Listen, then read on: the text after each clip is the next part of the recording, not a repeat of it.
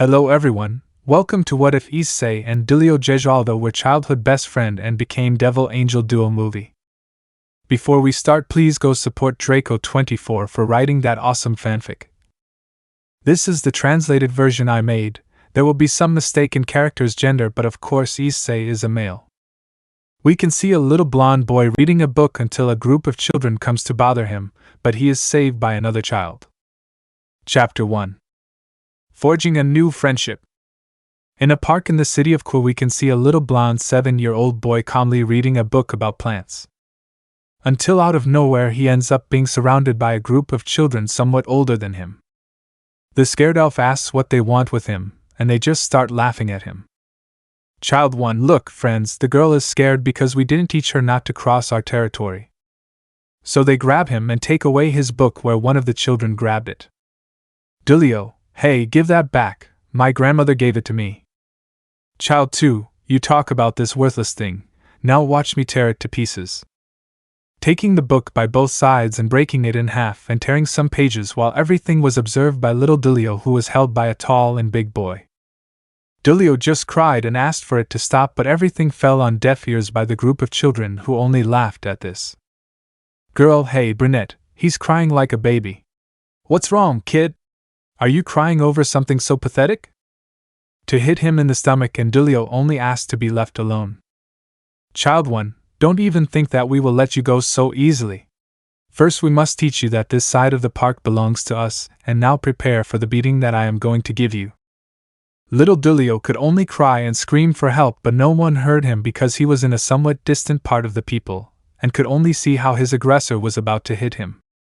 But everyone was left with their mouths wide open as they watched their leader being beaten by another boy who had kicked him in the face. Dulio, who was still crying, stopped when he saw his attacker flying away courtesy of a flying kick that sent him to the ground. The boy who was holding him loosened his grip and took advantage of that to break free and run away to hide because he was scared. The boy who had saved him watched as he hid and then returned his gaze to the group of children who came out of their surprise. Girl 2: It can't be, it's that we have to get out of here.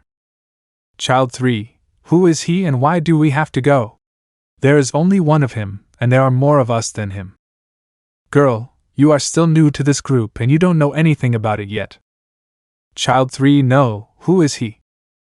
Girl, that boy in front of us was nicknamed the Ogre because he never shows mercy to his opponents, whether male or female. Boy 2: Issei Haidu, the Ogre of Anger. Issei: Well, but look who I have the pleasure of meeting again. Tell me how your stay at the hospital was. Child 2: Because of you I have to wear glasses and all this stuff so my teeth don't fall out. Issei: Oh, I'm sorry about that.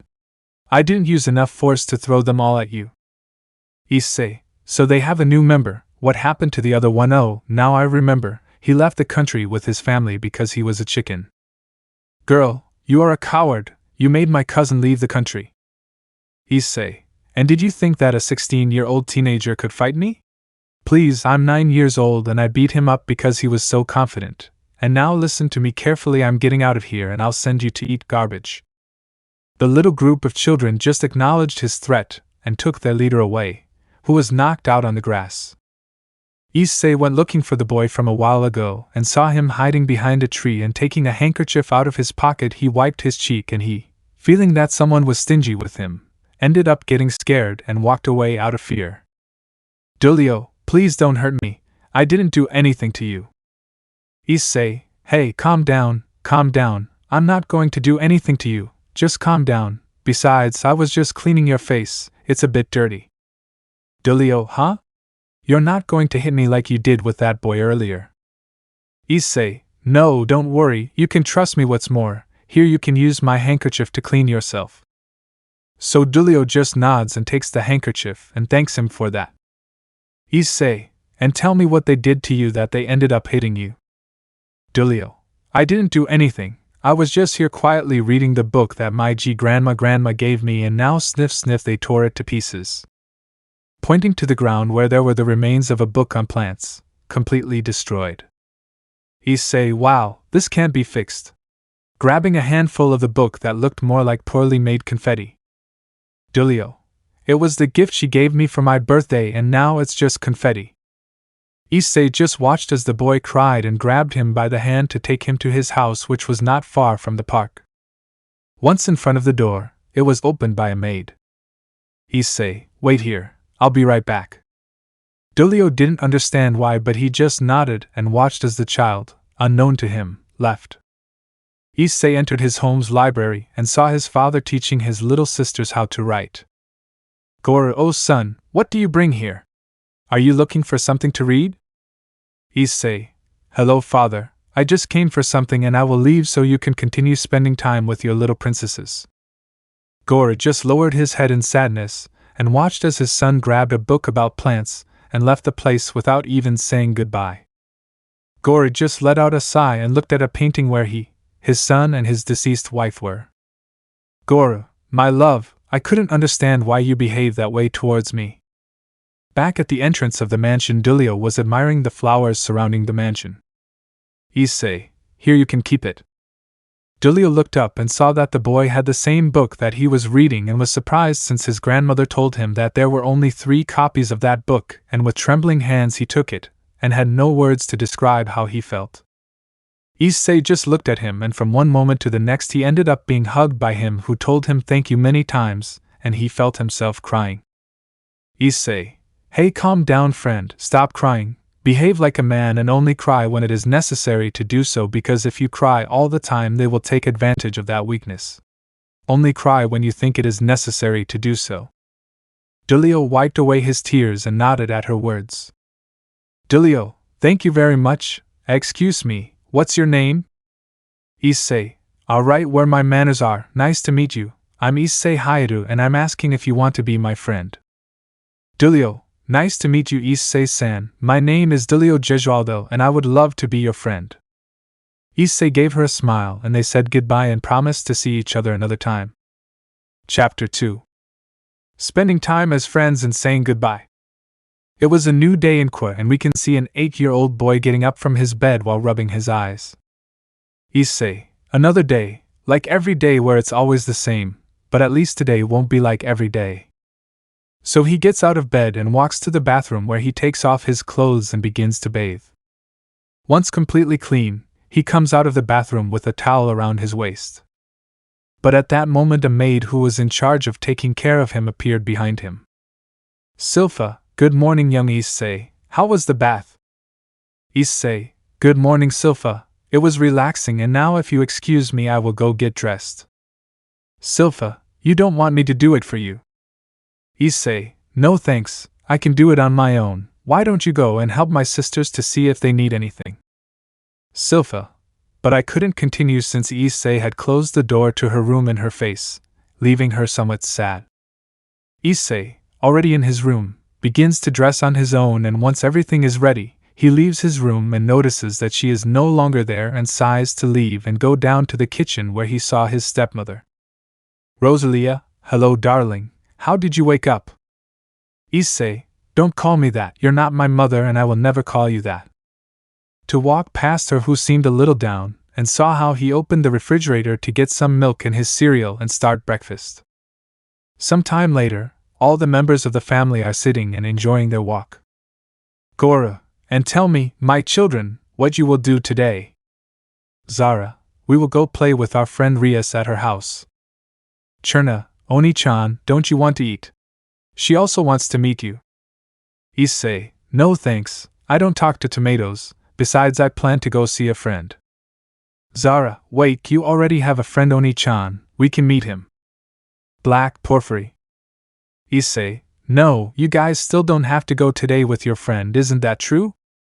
They both just puffed out their cheeks in a pout, and then let out a snort. Issei could only chuckle, as half-sisters are somewhat spoiled. After finishing breakfast, Issei was about to leave but the maid from last time stopped him. Silpha, wait, young Issei, wouldn't you like me to accompany you to the park for safety reasons? Issei, no thanks, besides defending myself on my own, goodbye and have a nice day I think. To leave the mansion and head towards the park while Silpha was watching from one of the windows as he left. At that point, her co-worker taps her on the shoulder, getting her attention. Silpha, what's wrong Lilith? Lilith, young Issei ignored you again, right? Leave it alone, friend, he will never notice you, I understand him. Silpha, I won't do it, I love young Issei very much, it's just that I have a hard time understanding him. Lilith, Jujuju, I didn't know you were a Shotokona friend of mine. Silpha blushed and shook her hands at what her friend had said, but she only walked away while laughing at her discovery. Meanwhile in the park we can see Issei sitting on a bench waiting for someone, and he saw him coming from a distance. Issei, it took you a while to eat. Dulio, I'm sorry, it's just that I have a habit of not wanting to get out of bed. Issei, so basically you're a lazy person who doesn't like to do anything but lie down and read books, or am I wrong? Dulio, perhaps you are a fortune teller. Issei, no, I just thought that but you ended up confirming it for me. Dulio, and what are we going to do today? Issei, you know things that friends do, play, talk or whatever? Dulio, I understand. And so they spent the whole day playing or chatting about trivial things, and so some time passed and little by little they strengthened their friendship, although both were very different in their taste. Dulio was more of a reserved child, somewhat lazy, and he liked to read a lot. Issei on the other hand was the opposite of him. He liked to get into trouble and always fight with someone since that helped him practice his techniques that his late grandfather left him. Then Issei brought Dulio to his family, and what can I say about his sisters? They grabbed him and played with him because he was very cute, so much that he looked like a little prince. Obviously this only made Issei laugh at how he was treated by them, but when Dulio invited him to his home, Issei ended up a little nervous since he was in someone else's house and was crushed by Dulio's mother, who hugged the little brown-haired boy out of tenderness. This time it was Dulio's turn to laugh at his friend. That's how time passed, and both friends had an incredible time since when they started school. Issei was always there to defend his friend from the bullies who tried to hurt him, and he ended up earning a new nickname, this being the Beast. But of course there was a day, as the saying goes, not everything lasts forever. Dulio, Issei, I have to tell you something. Issei, what would that be, my friend? You can tell me whatever friends are for. Dulio, well, I don't know how you'll take this, but I'm leaving the country. Issei, who was punching a punching bag, stopped and looked at his friend with wide eyes. Issei, wait, what are you going to do? What happened? Dulio, well, you see, my father was promoted a few days ago, but he has to go to work in London, and in order not to be away from his family for too long he decided that we should move, and that is why I came to tell you. Issei was silent for a few minutes, and then let out a sigh. He stopped what he was doing and walked to his locker and took out a small box, and from it he took out 2 bracelets. Issei, here, so you never forget me. Dulio looked at the bracelet, and put it on, and watched as Issei put the other one on one of his feet. Issei, these bracelets symbolize our friendship that will be eternal, and if one day we meet again in the future, let's go out for a drink. That sounds good to you? Dulio, yes, I think it's an excellent idea. So they both gave each other their last hug and separated to say goodbye, and when Dulio was no longer there, Issei dropped a few tears and then dried them and continued with his thing. Those bracelets that they both possessed symbolized not only their friendship but also meant their union as brothers. Since in the not-too-distant future both will be destined to fight side by side for the survival of the entire world. Chapter 3. Heartbreaking news and release of a label. There were a few days left before Dulio and his family finally traveled to London, and both he and Issei decided to take advantage of their last days as friends, since soon he would leave never to return. They had a lot of fun, and although Issei didn't want his friend to leave forever, he couldn't force him to stay since family is always the important thing. That's what his mother taught him. So, holding back the urge to cry, he accepted the reality he was living in and decided to have one last fun with his friend until the day of saying goodbye arrived. It was painful for him to see how he boarded the plane that would take him to his new home, and he could only watch as the plane moved away high in the sky. Issei, goodbye, my friend. I hope that soon in the future our paths will cross again. So he ends up getting into the car to leave with his family. The next day we can see the entire Hayate family enjoying breakfast like every day, and they were watching television until the father decided to change it to the news for a while. Reporter, Good morning to all viewers in Japan. We have just received terrible and sad news. Everyone stopped what they were doing to pay attention except Issei, who continued eating, but what he heard made him drop his spoon to the floor. Reporter: We have just been informed that the plane that had left Japan at 11 p.m. bound for London has just suffered a failure in one of its engines, and caused the plane to end up crashing into a mountain near the north of England. In order to show the images of the destroyed plane. Everyone saw the plane, but there was someone who recognized it, and felt his hands shaking. Issei, that's the plane where Dulio and his family were traveling. What Issei said caught the attention of the others, and when they saw him they were surprised because he was crying. Issei, my friend was on that plane. Reporter: According to this passenger list, there were a total of 37 people on board, and according to the forensic experts, there were no survivors, only bodies charred by the fire. They showed the list of people who were on the plane, and Issei could only fall to his knees when he saw his friend's last name on that list, and tears began to come out of his eyes, and everyone looked at him worried, but they saw how he got up and ran away. We can see a little 9-year-old Issei running while tears fell from his eyes, and he reached the park where he went deep into the forest to start screaming and cursing at the sky. Issei, God, why are you like this to me?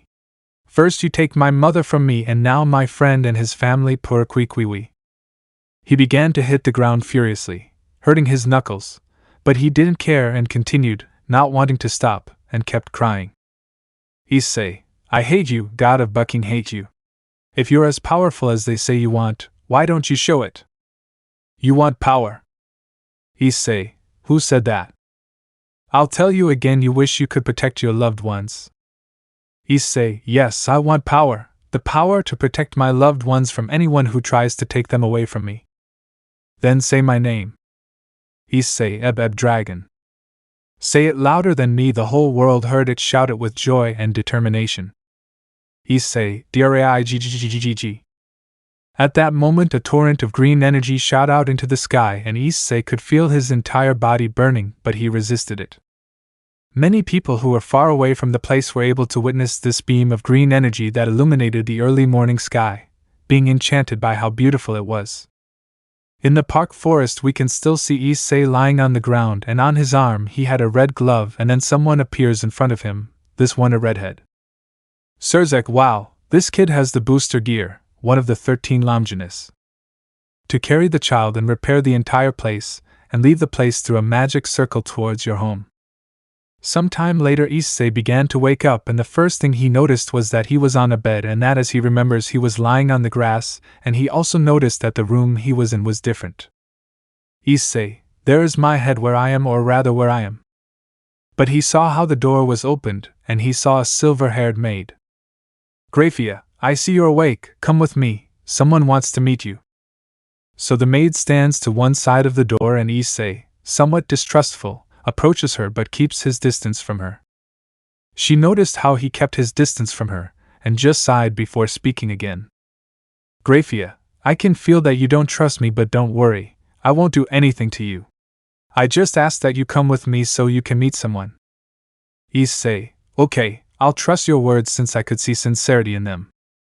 So both began to walk towards the lower part of the mansion, but Issei only looked at everything with surprise since everything was huge and there were many pictures with people he didn't know, and what caught his attention the most was seeing that the sky was different.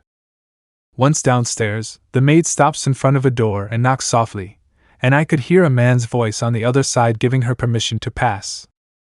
Grafia, Mouse Surzek, I bring you our guest. Surzek, thank you, love. How are you? Nice to meet you, my name is Sir. Issei, it can't be a giant tomato. Surzek had a small migraine on the way she said it, but he coughed a little to leave behind the insult from earlier. Surzek, greetings young man, let me introduce myself, I am Surzek Gremry, a pleasure. Issei, Gremry, are you a relative of the other one? Take a look at what her name was. Ash, I already remember. Rias Gremry sounds familiar to you. Surzek, of course, she's my little sister. Issei, yeah, well now it's my turn to introduce myself. Issei, nice to meet you Surzek Gremry, let me introduce myself, I'm Issei Hayadu and tell me how I got here. Surzek, well I brought you here because I found you lying inside a mini crater, and I can tell you something. Issei, go ahead, take it. Sorry Surzek-san, you can tell me whatever you want. Surzek, you believe in the supernatural. Issei, like if I believe in the existence of ghosts or some paranormal being or something like that, well no. Surzek, and how would you react if I told you that you are talking to a demon right now? Issei, I don't know, maybe I would be surprised or whatever. Surzek, I admire your ignorance of that, but it's true, just watch. Spreading his wings, leaving Issei surprised by that, and then he saw the maid who did the same as him, and didn't know what to say or do. He just stood there static. A little while later he came out of his stupor and said the following. Issei, well, that's something you don't see every day, but tell me what you want from me. Do you want my soul? Both Surzek and Grafia were somewhat surprised by how he acted, since they usually ended up fainting from the surprise or running away, but he just looked at them with a face without any interest.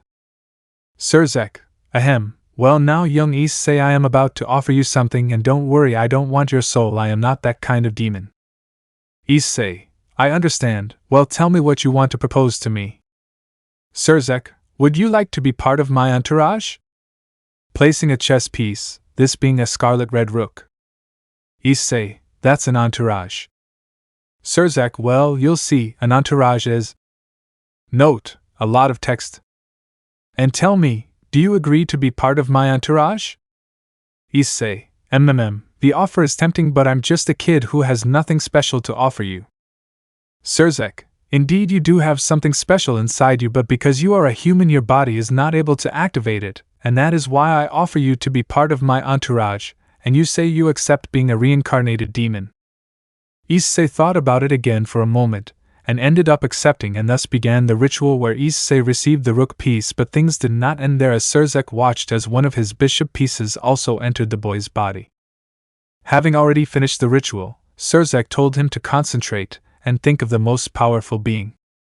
Issei did as he was told and concentrated, and the image of a huge red dragon came to his mind, and a light surrounded his arm, showing a scarlet red gauntlet.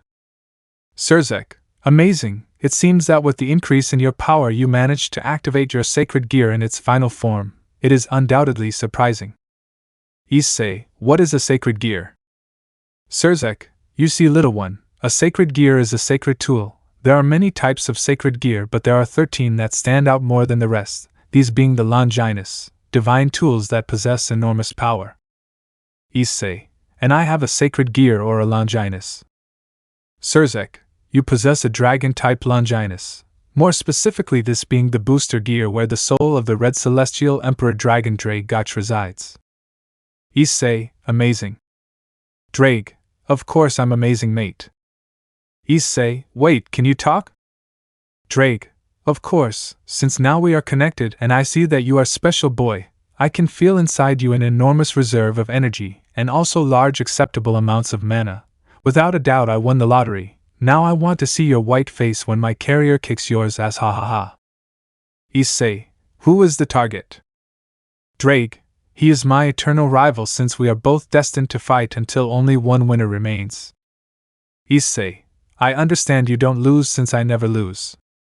Drage, I like that determination, but you will still have to train a lot since your current power will not be enough to face him now.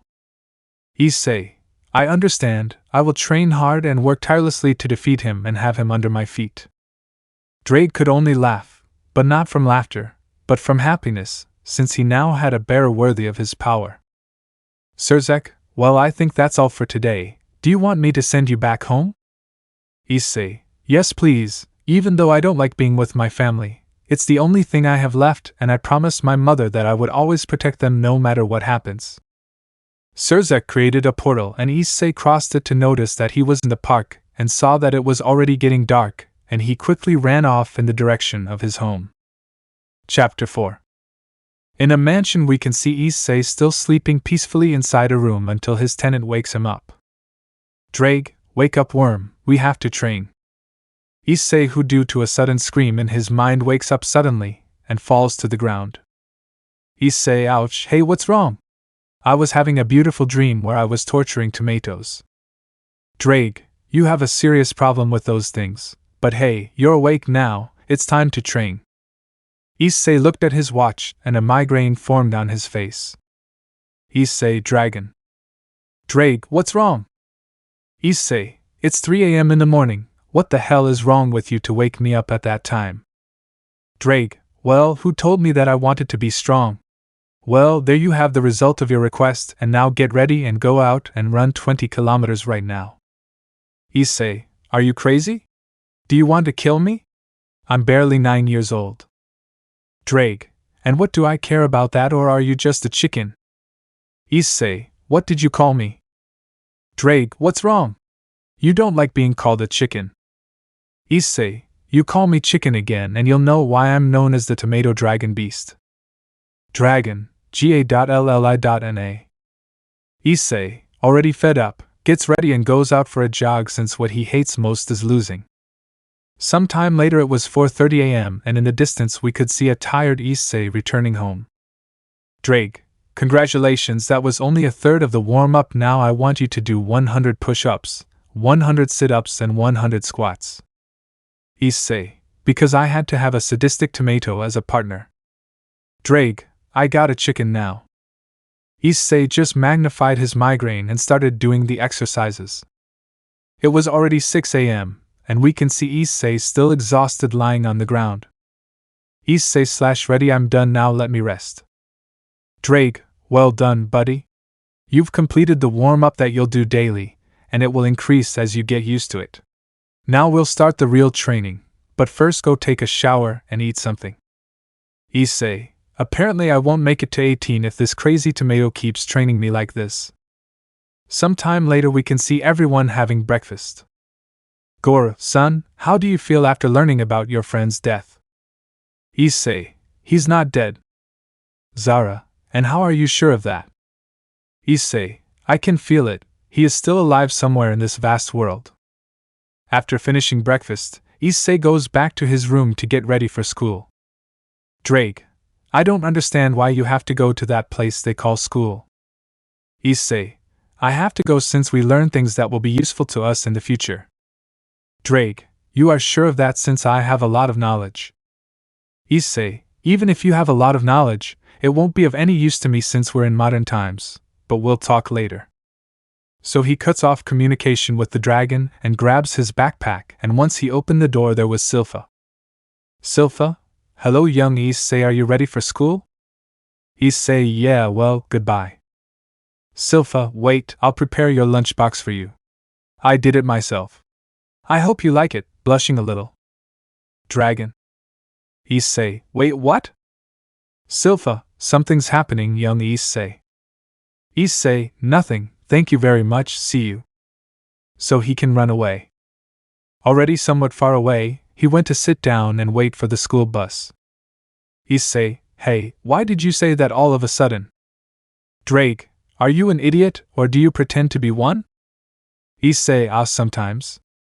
Drake, hey buddy, you have a lot to learn about women and that's why I'm going to teach you how to court a lady and make her feel love for you. Issei, that's impossible, I'm just a kid and she's 6 years older than me.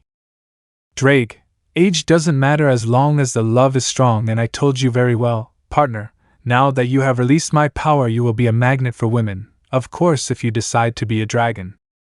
Issei, and since I can be a dragon, should I bathe in blood? Drake, it is not necessary to do that, there is another method and it would be by offering me something as a sacrifice, for example, your eyes, an arm, a leg or your heart, and voila, you will be a dragon, or rather a demi-dragon demon. Issei, and what advantages do you offer if I give you my heart? Drake, well, your desire to fight will be more frequent, your teeth will lengthen a little, you will grow a little more, your strength and resistance will increase gradually, and your libido will be at its highest. Issei, libido, what is that? Drake, over time I will teach you what it is and its meaning. Until then, see you later, partner. Issei just sighed and saw his school bus arrive and got on to go to school prison. And so the days passed, they turned into weeks and then months, and Issei went out to do his daily routine, and when he got used to his drag warm-up his suffering increased. It also helped him control his magic, as he once tried to create a fireball and almost set the whole kitchen on fire. Luckily, no one saw him, and he also learned different types of magic. One day Rias and Sona arrived at his house accompanied by their sisters who, upon seeing Issei shirtless, and how well he worked his body was for a boy of barely 9 years old, blushed deeply, and a certain maid who was watching in the distance suffered a nasal discharge because of how good he looked. Issei, seeing both of them, called them by their nicknames that he himself gave them, Tomato Girl and Black Licorice. Both of them always got offended by how he called them, and he didn't care at all about the looks they both gave him trying to intimidate him, but thanks to Drake, who taught him how to use and toughen the killer as instinct well as giving him a sixth sense when he fought. Although the people he fought were just normal people, since you want to fight those renegade demons, but you couldn't until you turned 11. Thus his life passed in a relatively calm manner. And so 3 years passed where I was already at the level of a middle-class demon. Present. We can see how a boy of about 12 years old with a somewhat toned body was hitting and kicking a tree that was already somewhat destroyed. Drake, wow, buddy, you've made great progress in your training in these 3 years. Tell me how weights feel on your body. Issei, how the buck, seriously, I have to train with this weight, it's hard for me to stay standing. Drake, if we want to humiliate the white man you have to be stronger now, keep training and then you can rest. And so he continued with his thing, and after a while he had already thrown the poor tree to the ground. Issei, ready, I'm done with that. That's 10 trees uprooted, I can rest now. Drake, it's okay, you can take them off, that's enough for today. So Issei with some difficulty removes the weights that he dropped to the ground, leaving some mini holes in the grass since he was trained with 250 kilos. Issei, I can't take it anymore, now I just want to relax a little. But then someone approached him and I saw him, and he said the following, which caused the guy a migraine. Issei, hello, how long have you been telling me, Giant Tomato? Sirzek, I'll let it pass this time since I came to talk to you. So he sits on the grass and sighs before saying the following. Sirzek, tell me, young Issei, how has your training been? Issei, how the buck, this tomato dragon spends every day torturing me as if I were a rag doll, as if he wanted to remove this red parasite from me. Drake, he parasite whom you say he parasite, ungrateful child, I am a celestial, now apologize. Issei, I won't do it, you parasitized ketchup color. Drake, excuse yourself or I won't let you sleep for the entire niche. Issei, okay, I'm sorry for calling you a parasite, but I won't apologize for the other things since you're a tomato. Drake, well, I accept your apologies, chicken. Issei, tomato with legs. Drake, baby chick. Issei, expired ketchup. Drake, faggot. Issei, your mother abandoned you because you were born red as a tomato. Dragon. Sirzek, I think it hurts his feelings. Issei, this tomato doesn't even have feelings. Sirzek, well, leaving that aside, tell me, young Issei, are you ready to come with me on a trip to train your demonic power?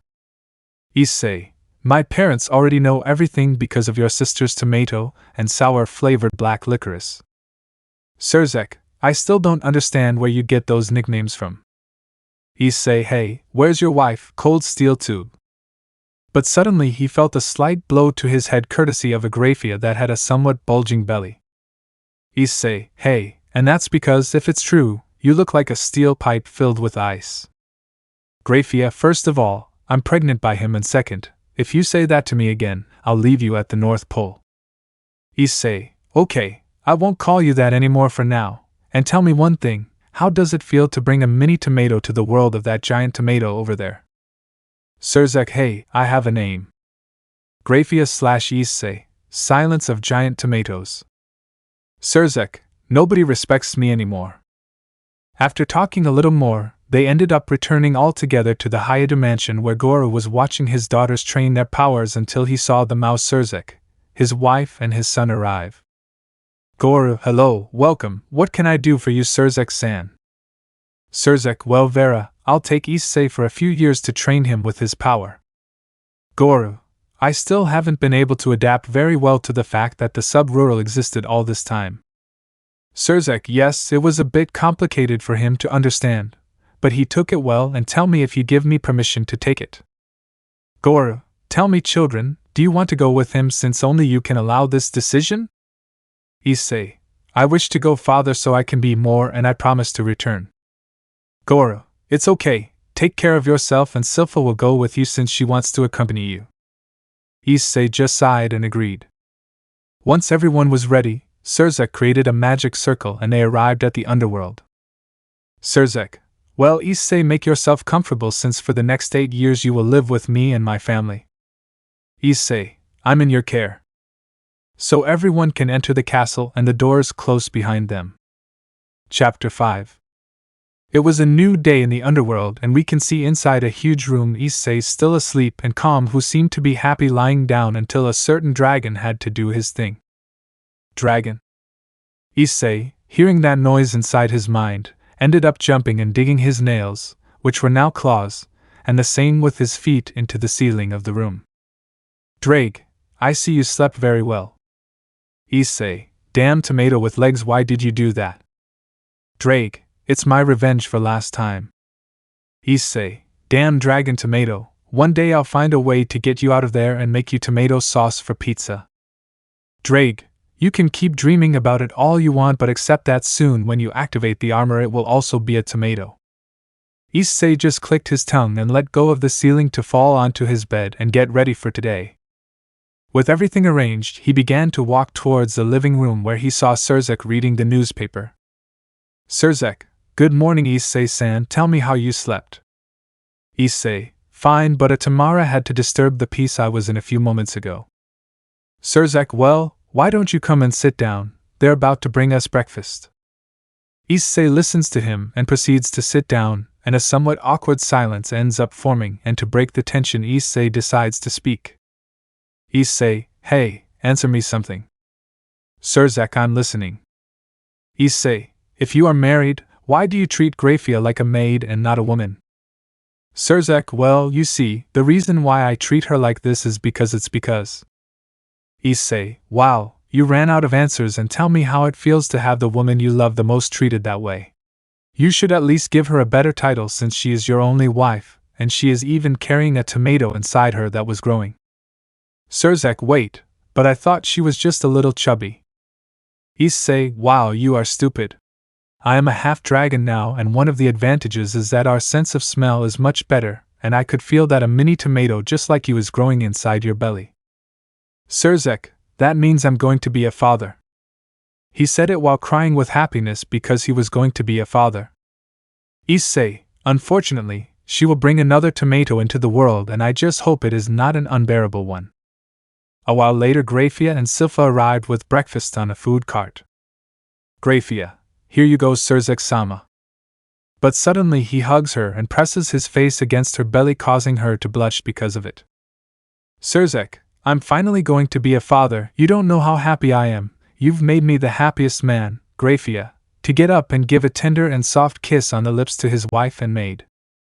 She on her side was surprised since she didn't say anything to him, and she was planning to tell him, but she looked somewhere and saw him with a smug smile, and she knew who told him and gave him a look. Silpha, for her part, placed her secret crush as breakfast, and to further highlight her body she decided not to wear a bra, causing her breasts to be uncovered under her clothes. Silpha, here you go, young Issei, I hope you enjoy it. Drake, mind, this chick wants hex. Issei, wait, what are you saying, tomato dragon? Drake, apparently you're still too translucent, or you were born an idiot. Issei, what are you trying to get at with that? Drake, dude, she's trying to get your attention, just watch her for a bit. Issei looked at her, and could notice something. She didn't have a bra since he could see one of her nipples and her face colored with embarrassment. Drake, you are still very green, my friend, you are not yet mature enough, and I will take care of that personally so that when your mating season comes you can take her as your female. Issei, what are you implying, you damn perverted tomato? Drake, I'm just telling you that I don't want a princely partner, and that's why when you reach adulthood you'll have to do it, or you're a coward. Issei, call me a chicken again and you'll regret it dearly. Drake, try me. Issei, I just hope he finds a way to get you out of there, and you'll know true terror. Silpha, I hope you enjoy it, young Issei, I made it with a lot of love just for you. Issei, thank you, Silpha-chan. Silpha, mind, Chan Kayuya told me, I'm so happy, it seems my friend's advice is bearing fruit. After breakfast, Issei and Surzek were gathered together to discuss their training. Surzek, well, listen to me well, Issei. Due to your title as Mao Lucifer, I won't have time to train you now, but a friend of mine will help you with your demonic power. So someone walks into the office, being a green-haired guy with a calm look. Issei, who is the lettuce over there? The haired boy had a migraine as he kept his face calm but couldn't stop one of his eyebrows from twitching at the nickname. Ajuka, nice to meet you, young man. Let me introduce myself. I am Ajuka Belzebub, researcher and creator of the evil piece. Issei, nice to meet you, Lettuce-san. Sorry, Ajuka-san. Let me introduce myself. I'm Issei Hayato, the current secretary and rook and bishop at the same time of that giant tomato over there. Ajuka, upon hearing his friend's nickname, burst out laughing, causing the red Satan to twitch an eyebrow. Ajuka, well, young man, today I come to take you with me to teach you how to use your demon power, since if you have two completely different pieces, that is very rare to see, since that type of thing has never happened before. Issei, it means that I am the first and only one who has achieved such a feat. Great. Ajuka, well, prepare your things, we're leaving, and don't worry, we'll be back in 3 years. Issei, I'll let Silpha know since I don't want to worry her. Ajuka, I understand well, I will wait for you outside the mansion. So time passed and Silpha, upon learning what the brown-haired boy would do, offered to go too, but Issei denied her and told her to stay in this place and learn everything she could about Graphia while he alone went to train his power. Ajuka, well, you're ready. Issei, yes, let's go, time is crucial. So both of them end up leaving the place. Chapter 6. You can still see a boy of about 11 years old running for his life, while behind him comes a girl of about 13 years old with mint green hair. Sigvera, come back here and receive your punishment, you rude child. Issei, never that avocado girl. Sigvera only increased her speed further because of her new nickname. Issei for his part did the same and began to run faster, and all this was seen by Ajuka, who had a drop in her head because of how her niece wanted to beat her protege to a pulp. Ajuka, this is more entertaining than Guadalupe Rose. Some time later, Issei was lying on the ground with 3 bumps on his head and looking like an idiot. Sigvera for her part was just sighing. Sigvera, that will teach you not to disrespect me. Issei, so if I care little about avocado girl. Sigvera, I told you not to call me that again. Issei, make me, your dear friends Tomato and Black Licorice have already been nicknamed by me and will remain that way forever. Sigvera, you are a. Ajuka, enough Sigvera, you're killing him. Sigvera, it's better this way since this miserable commoner called me avocado. Ajuka, but he's right, you're an avocado, just look at yourself. Issei, you're also lucky I didn't call you atomic snot. Sigvera upon hearing that other nickname only wanted to end Issei's existence. Drake, I will always remember you as my youngest bearer to die at the hands of a girl. Issei, damn tomato with legs, help me. Drake, Nell dog, fix them you alone. Issei, you are a son of a hitch, I hope the white mayonnaise finishes you off. In another place we can see a girl training hard, but inside her a white dragon ended up sneezing.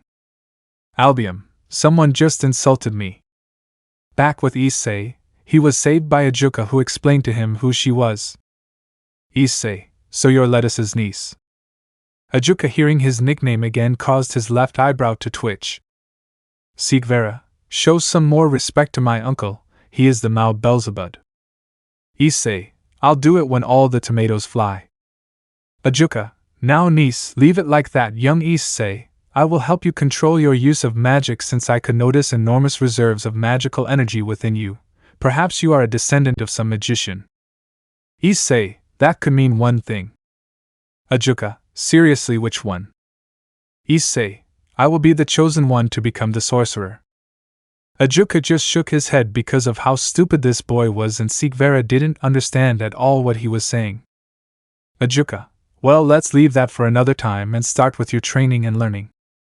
Issei, I'm ready for whatever comes next. So time passed, and Issei was trained in the use of magic so that he would not always have to depend on his fists and other things. Also during that time Surzeka's son was born and Issei always had to get involved.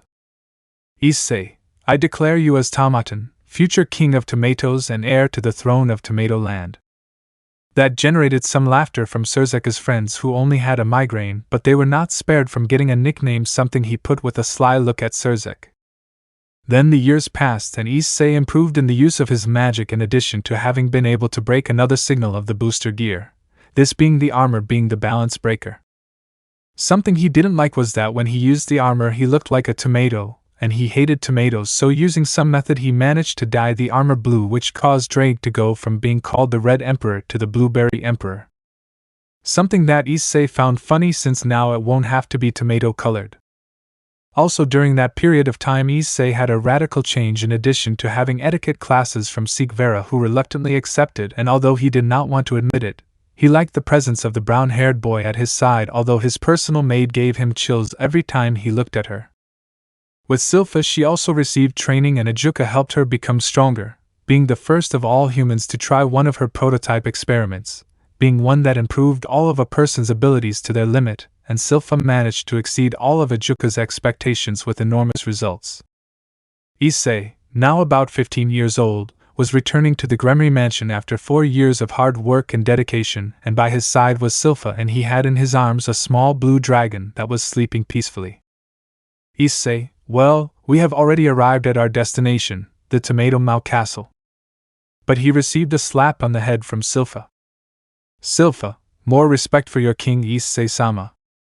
Issei, that hurt Sil-chan. She blushed because it had been a year since he started calling her that in such an affectionate way. But what she doesn't know is that Issei was in love with her, and still didn't have enough courage to tell her. Already in front of the doors they were opened and there was Surzek, his wife, and behind her a small boy of about 4 years old. Issei, I'm back, Mao Tomato. It was made of ice and tomato. Surzek just let out a sigh because in those 3 years he continued with his meaningless nicknames, although he was grateful since he had the following names written down in his phone. Contact list. Ajuka Lettuce. Falbium Sleeping Beauty. Seraphal the Black Olive. Womanizer. Effeminate. Graphia Ice Steak. Then he puts away his phone and waves back. Surzek, very well Issei, now you will have to leave again and your master has arrived to take you. Issei, wait, who? From the highest point in the sky a red and black dragon appears. Tannen, so you are the bearer of Drake. While you are still a larva, even though you have large reserves of magic, your power as a dragon is barely noticeable. I have a lot of work to do. Issei, who are you? Are you a dragon tomato? Tannen, ha ha ha ha, I like you boy, and well, let me introduce myself. I am Tannen, Meteor X Dragon King and half demon, and from now on I will be your teacher in these remaining 4 years of your stay in this place, and believe me brat, I will have no mercy. Issei, do you see me as a coward? I'm not going to give up on anything, so, let's go. Silpha, you'll eat too. You've gotten a little chubby these last few days. Silpha, I'm not fat, I just gained a little weight. Issei, yes sure, how, and you damn blueberry ice cream, wake up already. Drake, who do you call blueberry ice cream? Tannen, wait a minute Drake, it's you, what happened to you? You look like a baby dragon, and why are you blue? Drake, we'll talk about it later, there's work to do. Tannen, I understand, get on my back, this will be a quick trip. So everyone climbed onto the dragon, and in the blink of an eye they were already far away. Surzek, well Graphia, I'm hungry, why don't we go eat something you told me? Graphia, okay, so we can spend some time with our little one. Come on, my little soldier, Mom will carry you. Milikas, Mommy, that man who called me Tomatin was my uncle, and why did he call me that? Surzek, you see son, that man has the strange need to call people in a somewhat funny way. And at the same time hurtful. Chapter 7. While Issei was leaving with the dragon to train, we can see on the other side a battlefield where you can see a large group of renegade demons who seemed eager to fight, and on the other side there is a single man who remained kneeling while praying in Hebrew. Lord, I asked you to observe because you are about to see the power of your most perfect creation. Translation. My Lord, I asked you to observe because you are about to see the strength of your most perfect creation. At that moment, the mysterious knight launches himself against the demons and begins to kill them one by one without hesitation, while defending himself with his shield and counterattacking with his sword. Some time later, a woman with shiny gray hair arrived at the place, and next to her a girl with golden hair. And there they saw him breathing heavily on a mountain of corpses of renegade demons completely killed by his sword that was stained with blood. It was at that moment that the knight realized that he had guests, and slowly climbed down from the pile of corpses until he was in front of the women, and removed his helmet to kneel before them. "My Lady Gabriel and Teacher Griselda, who brings you here to this place stained with blood?" "Gabriel, raise your head, Dulio. You don't have to be so formal with us, and the reason we came was to tell you something." "Dulio, and what would that be, my lady?" "Griselda, let me tell you, Dulio, Joker of Michael, you will be promoted to Seraph and guardian of Miss Melissa, Miss Gabriel's younger sister." "Dulio, it will be an honor to serve Mrs. Gabriel's little sister, and I swear by my sword and shield that I will never let anyone hurt her. That will be my oath." To stick his sword into the ground and lay his shield on the ground to ask God to always guide him on his path. "Gabriel, very well, now let's go back to heaven so you can take a bath." So the boy of about 13 years old just acknowledged and spread his wings, which were a different color since instead of being white or gold, they were silver, and they took flight towards the sky. Already in heaven, the young man walks to his room and begins to take off his armor, and then goes to take a bath. A huge scar could be seen on his back, and as the water fell over his body, memories began to come to him. Memory. We can see a little boy boarding a plane with his parents when out of nowhere the plane began to fail, and the boy saw a man with black wings break one of the engines and disappear, and the little boy ends up being hugged by his parents so that nothing bad happens to him. End of memory. Dulio, remembering that, just shook his head and continued with his bath, and then got dressed in his usual clothes, which were blue pants and a white shirt. Already leaving his room, he places his sword on his waist and begins to walk until he reaches his destination, his lord's office. "Dulio, I'm here. Michael-sama wanted to see me." "Michael, that's right, kid, I want to tell you something." "Dulio, about my promotion, right?" "Michael, apparently my sister beat me to the news, but I also called you for something else." At that point, Michael's office doors were opened by a man who looked to be in his 70s, although his body did not indicate that. "Michael, Dulio meets your new teacher, he is Vasco, so you will be my new student. A pleasure. I am Vasco Strata, the teacher of your teacher Griselda, and believe me, brat, I will not be so gentle with you. I will mold you with my spankings." Dulio just gulped because the man, despite his appearance, gave off an aura that was fearsome, and so they both retreated towards the unknown. In another place on a rock was Issei Dulio trying to harden the heat since he was inside a volcano, and was being watched by his master so that he would not try to escape. "Tannen, come on boy, you still have a long way to go, since you must at least be able to tolerate extreme heat." "Issei, shut up, you damn barbecue ketchup-colored lizard." "Drake, ha ha ha, that's what you deserve for having done this to me." "Issei, shut up, blueberry ice cream-colored dragon, your teasing isn't helping at all." "Silpha, you can Issei-sama, don't give up, and if you succeed I will prepare delicious food for you."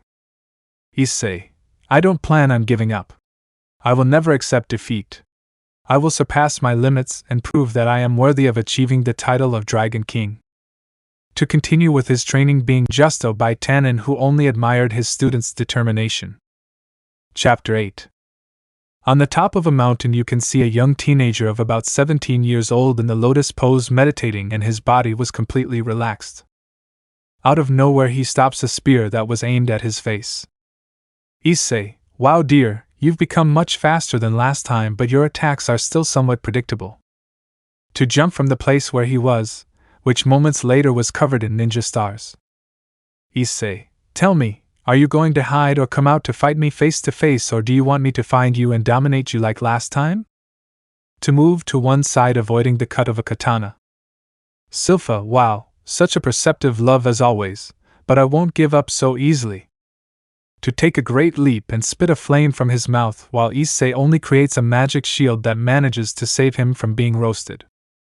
"Issei, There are days when I want to prepare the dragon for the stake. To wrap his legs and fists in his arms and go in search of his partner. All this was seen by a red tomato and a dragon. Sirzek, wow, you've trained him very well, Tannen. Tannen, and that he managed to reach the level of a dragon king in a very short time. The boy knows how to adapt to any type of situation. Sirzek, and tell me what it feels like to have a daughter. Tannen, well, the truth is I don't know how to tell you, but seeing her demonstrate her power against her boyfriend is amazing, worthy of one day having my title. Sirzek, do you think he would agree to help my sister since he ended up losing the raiding game and all because of those damn vegetatives who helped how Issei nicknamed him Fried Chicken? Tannen, don't worry, he'll be willing to help you since he has business to attend to with that fried chicken. So both of them could continue watching the fight that ended in a draw again. Issei, wow, love, look how you left me, tell me, do you want to devour me since I can feel it in your gaze? Silpha blushing, you're a pervert darling, but I like you like that. So that both of them can shorten the distance and kiss each other. Drake, hello police, I would like to report a nymphomaniac who is trying to abuse a minor. Hello, can anyone hear me? But he saw that the phone he was using was burned by a nervous/angry Silpha. Silpha, Drake-san, I asked you not to meddle in matters that are not of your importance. Drake, of course I care, I must protect my carrier from crazy women like you since I couldn't protect him from his virginity because a certain dragon/superhuman bucked him without a condom. Issei, Drake, stop acting like a fighting dad. Besides, I'm almost turning 18. Drake, still, what she did was wrong. She literally drugged you with her horny dragon pheromones and acted disrespectfully and possibly left half of the baby dragons traumatized with her screams. Silpha and Issei could only blush at that since it was true that day they were in heat, and without hesitation they ended up doing it for 7 days without rest. Issei, damn blueberry with legs, now he's making jelly with you. Silpha, let me help you with that, honey. So both began to approach the little dragon power that only trembled in fear for his life but was saved by someone. Tannen, you two can do whatever you want with him another day. Both, you were saved this time but next time no one will be. Drake could only thank Tannen for his arrival and ended up returning to the inside of the sacred gear where he was safer. Some time later, both young people were already dressed in new clothes and Tannen was in her human form preparing lunch with the help of her adopted daughter. Tannen, and tell me, boy, will you help the king's little sister to save her from that bird? Issei, of course I will do it, but not for the sake of it but for revenge against that conceited man. I will teach him to respect women. Silpha, of course, says the boy who, without hesitation, gives her a ridiculous and permanent nickname. Issei, hey, it's the only way I can have fun, and it's not my fault that these nicknames come out of my mouth, it all comes from me. They both thought it was strange but decided not to ask and continued with their thing. While after lunch Issei was getting ready and was being helped by his beloved. Silpha, you don't want me to accompany you. Issei, no, I have to solve this, and when I get back we'll go on a date, my little snow dragon. Drake, wow, that sounded really cheesy. Issei, blueberry frozen silence or else we will go visit Aunt Matt again. Drake, I didn't say anything, goodbye, I'm going to sleep. Silpha, don't hold back and go all out so that we have time for our date and don't make a big entrance. Issei, okay, I won't. So they kissed each other, and then Issei spread his dragon wings and headed off to the wedding. Tannen, I bet you my territory that he will do something stupid. Silpha, both you and I know him very well, if he doesn't do it, he's not him. Tannen, I understand. In a church in the underworld, a wedding ceremony was taking place between the heir of the Phoenix House and the heiress of the Gremry House. Although the bride could be seen to be somewhat discouraged and very sad since she had to marry someone she doesn't want. At that point, her queen and friend enters with her other childhood friends, Sona, Zara and Cherna, who were dressed elegantly. Stranger, are you ready, friend? She said it a little sad for her friend. Rias, yes, I'm ready, she said somewhat dismissively. Zara, if our brother was here he would save you but your brother took him to train. Sona, yes, although he was a pain with his taunts and silly nicknames, It was fun to spend time with him. Cherna, how I wish a miracle would happen. Rias, girls, I understand that you are trying to cheer me up, but it will be of no use. I have already lost. There is no way to avoid it any longer, and besides, those damn elders only want to preserve the lineage of pure-blooded demons. She said this in a weak tone, and without further ado Roma puts on her veil and walks away towards the gates. Zeoticus, you look beautiful, my daughter. It's a shame you didn't win. Rias, thank you for your words, father. So she takes her father's arm and sees how the doors are slowly opened and everyone present turns their gaze towards her, and she could see her fiancé with a smug smile. Her relatives were also there, but they all had worried looks towards the young woman. While in one corner was a group of old men who were watching everything with very smug smiles. Reiser, wow darling, you look beautiful, I can't wait to have you in my bed and make you scream like a hitch. Rias, you can do whatever you want with me, but I will never ever call you dear and much less recognize you as my husband.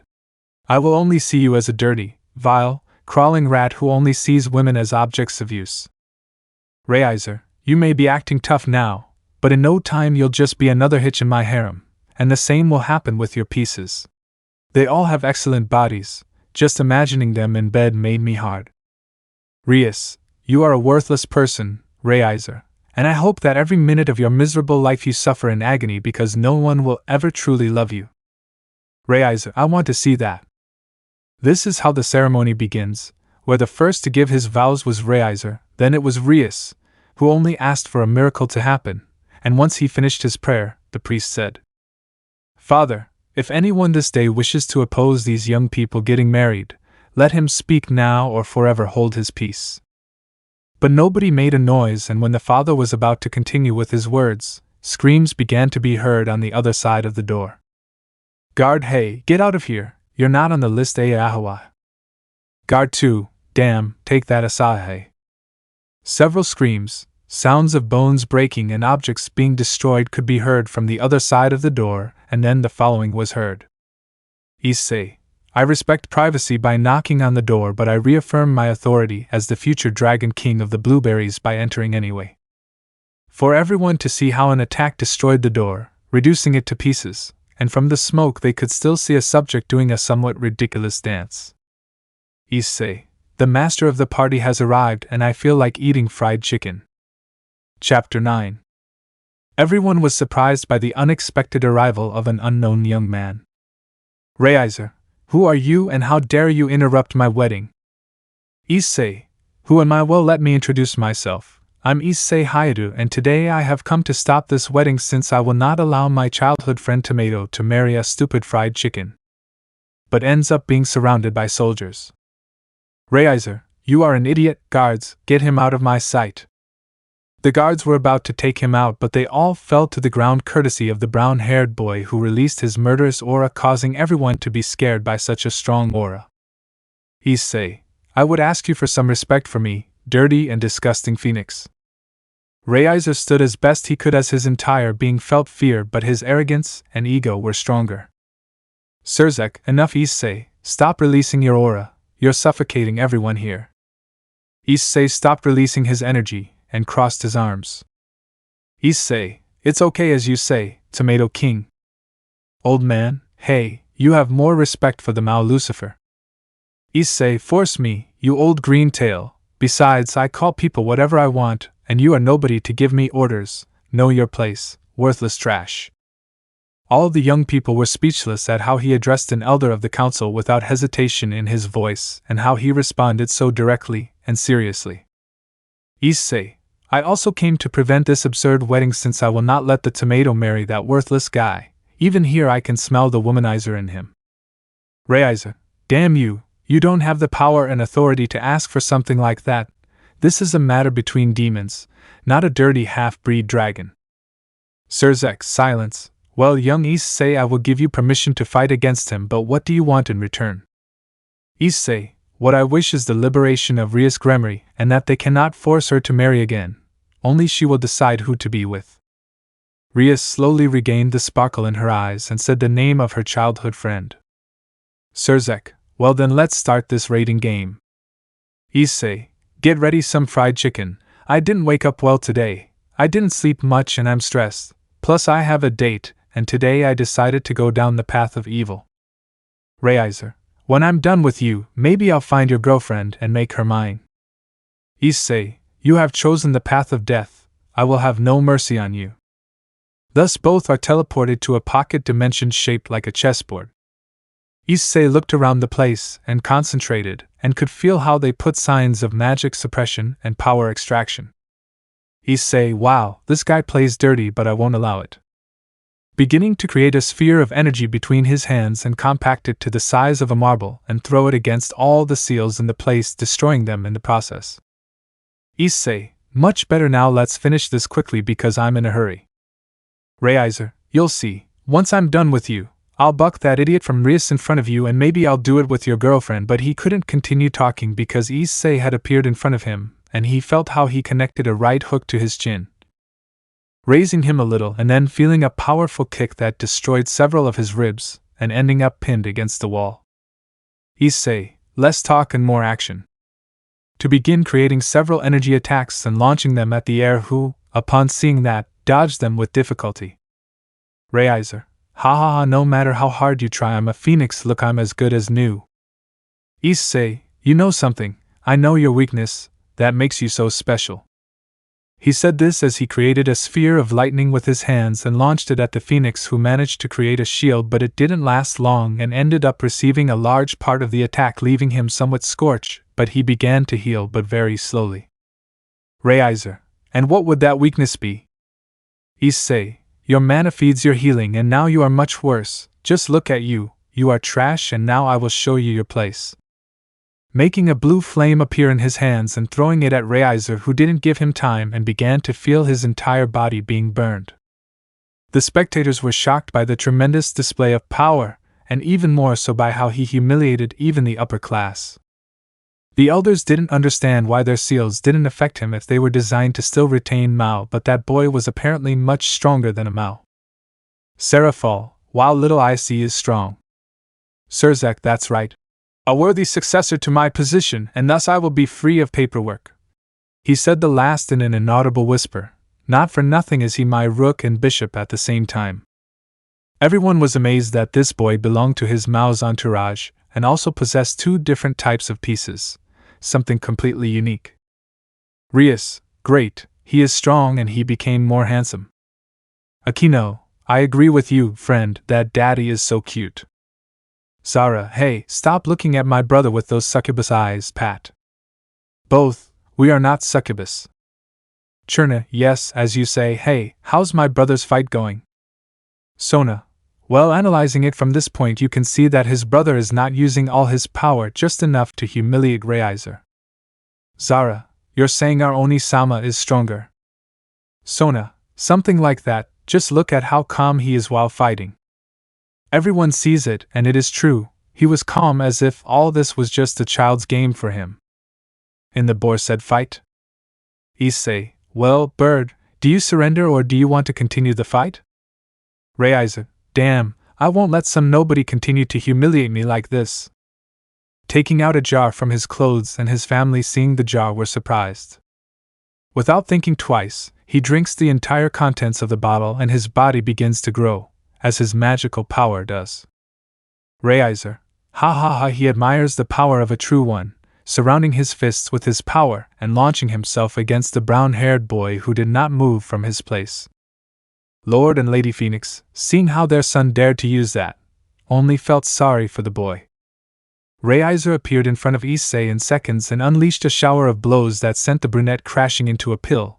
But things didn't end there, as Raizer appeared near him and delivered a hammer blow that sent the brunette crashing into the ground, and before Issei could stand up, Raizer appeared once again to grab him by his foot and slam him against the ground several times before throwing him into the air and charging an attack that hit the brunette squarely, causing an explosion.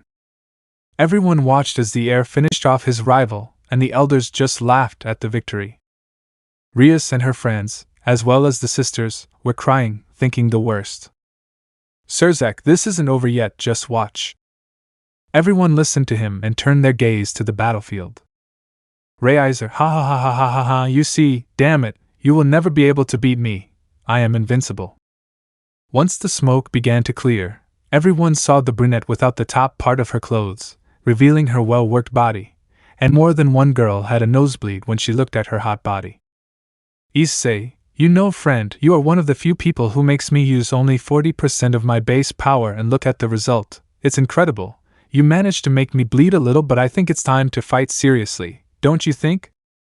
Beginning to release his power that scared everyone, even Reincarnation himself, who trembled with fear.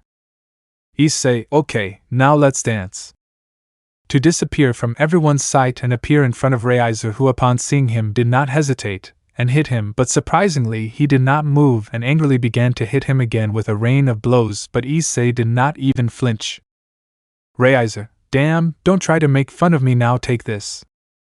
Covering his fists in flames, he begins to unleash many punches rapidly. Issei, what a good massage you gave me, could you do the same with my back? Reincarnation, what, why don't my blows have any effect on you if I beat you to a pulp a few seconds ago? Issei, do you want to know why? Well, let me show you. Clenching his fist where it turned into a claw with blue scales. Issei, because right now you are facing Dragon King. To give him a blow that sent him flying against the wall, and suddenly Reincarnation spits out a huge amount of blood. Reincarnation, what did you do to me? He said it very painfully.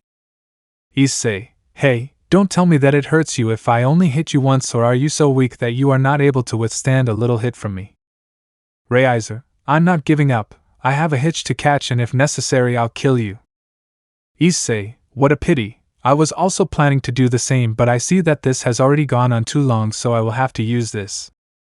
Extending his dragon hand towards Reincarnation, who only created a shield to protect himself, but Issei was planning to do something else. Issei, Dragon's Feast, he said it forcefully, and a heart appeared in Issei's claws that ended up crushing him, and Reincarnation out of nowhere began to convulse and felt like something was missing, and he realized that something was his heart. And quickly using his power he began to create a new one, but this process left him very weak. Issei, while it worked very well, it was worth reading those mangas of the 7 deadly sins, and you know, of all the characters there were, the one I liked the most was Ban and his incredible hunter skills, and I managed to imitate one of his best skills, being this, the Hunter's Feast. But I only changed the last thing to dragon to avoid copyright.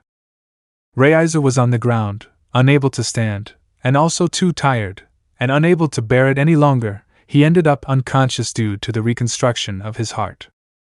Grafia, Reincarnation Phoenix can no longer continue fighting.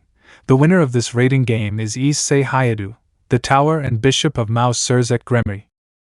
Issei, well, my work here is done, now I leave. Disappearing through a magic circle and appearing in front of Surzek, who seemed happy. Issei, ready King Tomato, I'm done with what you asked me, and now if you'll excuse me, I'll leave. But the elders were not planning to let him go so easily, and were already devising plans and ideas to have him as their weapon. Issei, and before any of you damn old men try something with me, let me make it clear that only my king can give me orders and no one else. Goodbye. Disappearing from the place by means of a transportation circle. Chapter 10. After having given him a beating that Reincarnation would never forget in his life, he developed a fear of dragons, which caused him to end up locking himself in his room. On the other hand, the elders demanded, or rather ordered, Surzek to bring his slave, but he did not listen to them, and for the Issei he was not a slave but family.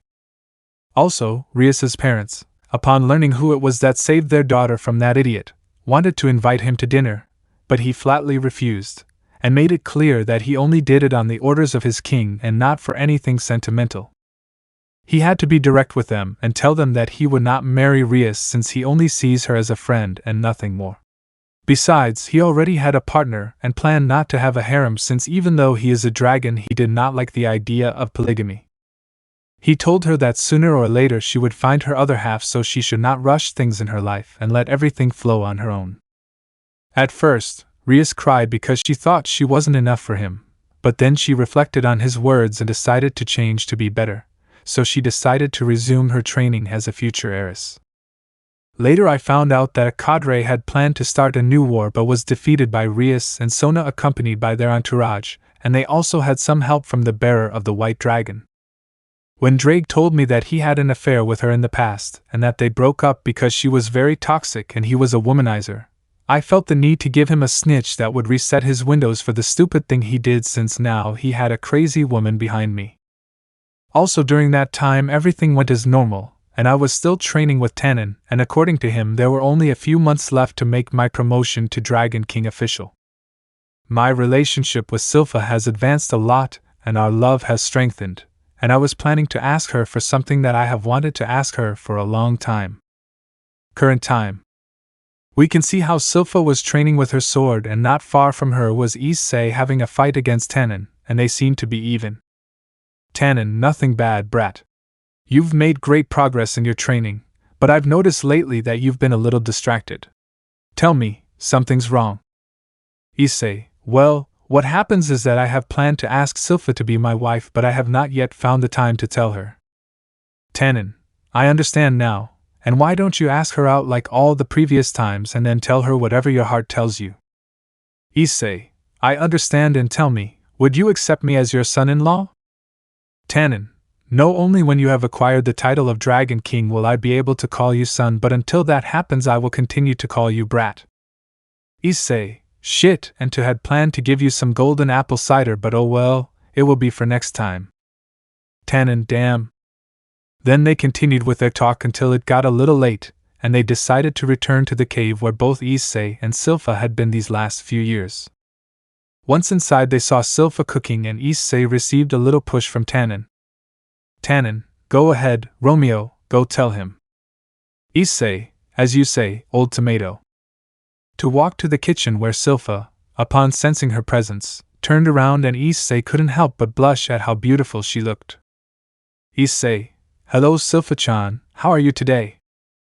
Silpha, good as always and as every day, because I always have that special someone in my life by my side every day. To approach him and give the brown-haired boy a kiss, who accepted without hesitation. Issei, Silpha-chan, would you like to have one last date with me? Silpha, are you planning to leave me for some other woman? Issei, no, nothing like that, just that I have something very important that I want to tell you, but in private, and that is why I am inviting you to our last date. Silpha, I understand, and what days will our appointment be? Issei, how about tomorrow in the human world Paris at 7:30 a.m.? Silpha, okay, I'll see you there, love, to give you another kiss, and everyone sat down to enjoy the meal. The next day in Paris. Near a fountain we can see Issei, who was looking at his phone until a voice called him, and he turned to the person coming towards him.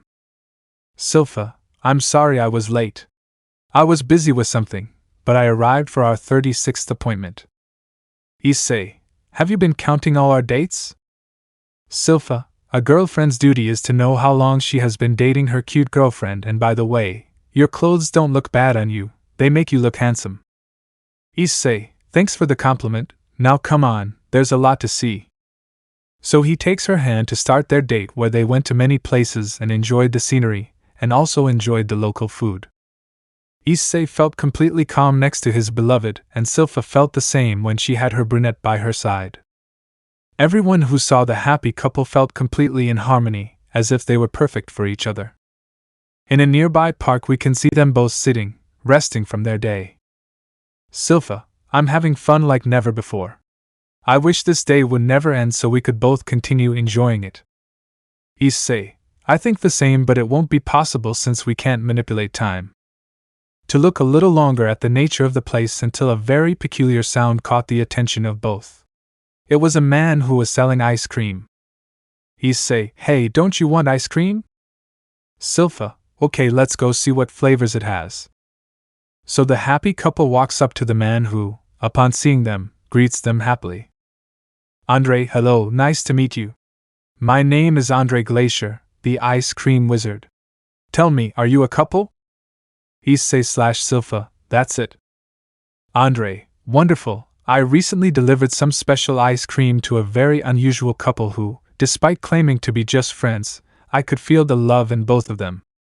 Issei, seriously, I want one for me and my beloved. Andre, well, you come first, beautiful lady. So Silpha approaches him, and Andre begins to work his magic. Andre, That special person has always been by your side and you love her with all your being, therefore it would be a ball of chocolate for the body, a blue ball for the head and some green sprinkles. Here is your ice cream, miss. Sylpha delicately took it and paid for her ice cream, and then it was Issei's turn.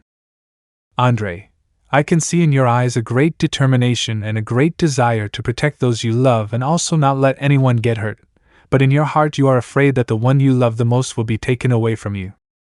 Issei, wait, what? Andre, these eyes can see and feel everything. Well, here's your ice cream, blueberry for the body, a scoop of vanilla flavor for the head and frozen mint chips. Issei took it and paid for his ice cream, and the couple said goodbye to Andre, who cheerfully left the place. Both Issei and Sylpha enjoyed their ice cream, although Issei still felt somewhat strange about the man's deduction, but decided to put it aside and decided to better enjoy this day with his beloved. Some time later it was already getting dark in the city of love, and at the top of the Eiffel Tower they were both looking out over the entire city of Paris from above. Sylpha, today was an incredible day. I had a lot of fun, Issei, but it's a shame that it will be our last date. Issei, well, that's what I wanted to talk to you about. Sylpha paid attention to her boyfriend, but what he did next left her speechless. Issei, kneeling before her, takes out a small chest from his pocket. Sylpha didn't know why, but tears began to come out of her eyes and her voice sounded somewhat shaky because of what was happening in front of her. Issei, Sylpha Langlis Medoeric, I Issei Hyder asked you here on my knees, do you want to be my wife and love this silly, humorous and hexy brown-haired boy? Opening the little box revealing a beautiful ring. Sylpha did not know what to say or how to react to such a confession, and without hesitation she threw herself into the arms of her beloved to give him a loving kiss, and through tears she says, Sylpha, you don't know how long I've waited for this moment, and yes, I agreed to be your wife, Issei-kun. To kiss him again under the moonlight, and several fireworks began to explode in the sky. At the back were Tannen and Drake with several fireworks, and they watched everything that was happening with a smug smile. Drake, well, Tannen, it seems that now we will be family. Tannen, ha ha ha, apparently we will be old friends. Let me know in the comments below if you guys want the next part. Also check out my other video that has been shown and left. Thank you for watching. If you enjoyed this video, please like and share this video. And have a fantastic day. Bye.